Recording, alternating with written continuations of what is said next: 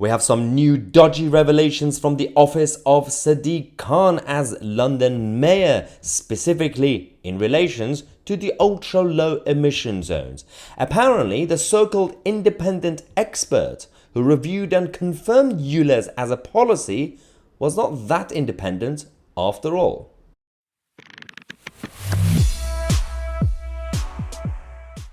Hello ladies and gentlemen, welcome to Tousi TV, the channel that challenges the mainstream media and the political establishment, from the left-wing natters to the globalist elite.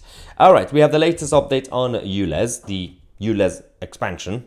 Over the last few days we've had the new implementation, and of course Sadiq Khan has been struggling with keeping everything stable because he's been losing a lot of his new cameras because the Blade Runners have been coming out to essentially bring down these cameras. Now, we have more to tell you guys about, of course, the anti-ULEZ activist Blade Runners on this channel later on. But what we're talking about here is the so-called independent expert who said City Hall used and the office of Sadiq Khan to make sure that ULEZ is the right policy.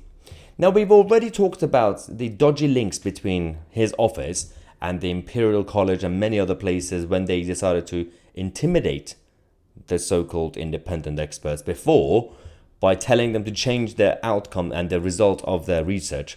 This one, they didn't even have to do that because this is Dr. Gary Fuller. Now, Dr. Gary Fuller was this reviewer who decided to go through the paperwork when it comes to the research around ULEZ and to make sure, firstly, ULEZ actually has a positive impact when it comes to air quality and make sure there's no bad consequences.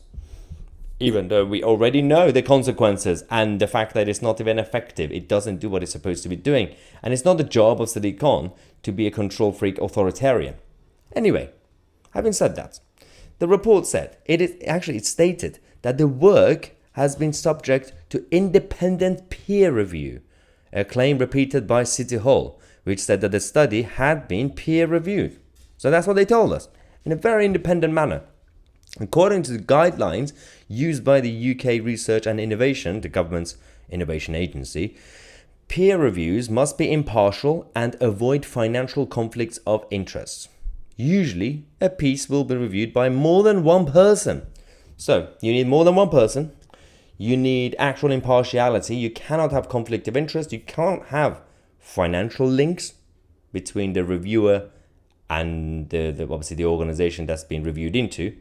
Well, that doesn't really apply to Dr. Fuller, does it?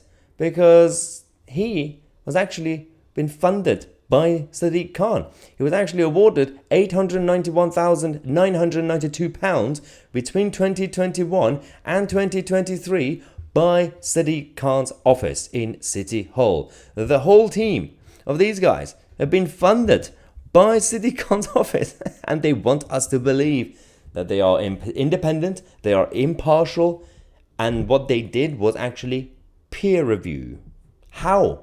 It was one person doing it who was funded by the Mayor of London as part of the Imperial College nonsense. I mean, it's not shocking. I'm not surprised. We already know this is the same Sadiq Khan who played around with the actual result of the first consultation when they went around London and asked small businesses and the electorate, what do you think of ULEZ? Everybody said, no, we don't like it. Then they changed the numbers and said, well, London very much love ULEZ. And they also love the dear leader, Sadiq Khan.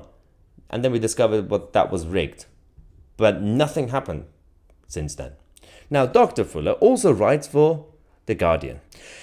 Yes, of course. The Guardian's regular pollution watch column. And in 2021, he argued that introducing low emission charge zones like London's in Bath and Birmingham was now needed more urgently than before. In an article headlined, "Ignore the naysayers, low emission zones do work." But just because you say so. Dr. Fuller was also chosen to approve the ULEZ study despite the research citing that his own report into pollution published in 2016 and the fact that the clean air zones in Birmingham had been a disaster up to a point where a lot of people in Birmingham refused to pay the fines and the local authorities were forced to write them off. They said, well, we can't really arrest every single person, so let's just cancel these fines.